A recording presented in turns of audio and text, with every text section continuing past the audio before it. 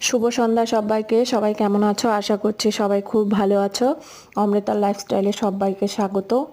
Please তোমরা সবাই পাশে থেকো, পেজটিকে লাইক।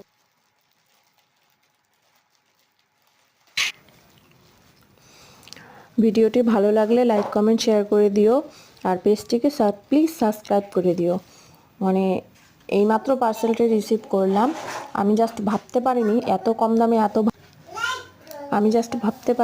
এত কম দামে এত ভালো কোয়ালিটি একটি কুর্তি পেয়ে যাব। দাম শুনলে তোমরা নিশ্চয়ই নিজেরাও অবাক হয়ে যাবে। মাত্র 178 টাকায় পেয়ে গেছে এই কুর্তিটি। সাদা